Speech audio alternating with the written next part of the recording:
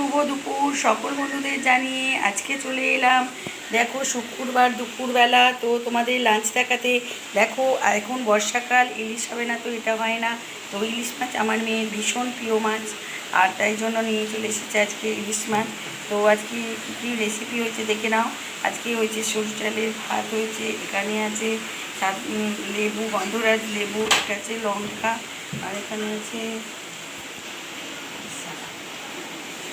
আর আছে ইলিশ মাছ ভাজা, এখানে আছে চিংড়ি মাছ ভাজা, আর এখানে আছে মুসুরির ডাল পেঁয়াজ দিয়ে, এটা আছে কচু শাক, ইলিশ মাছের মাথা চিংড়ি মাছ দিয়ে, আর এটা আছে ঠোঁট, যেটা রেগুলারই আমাদের ঠোঁটটা হচ্ছে।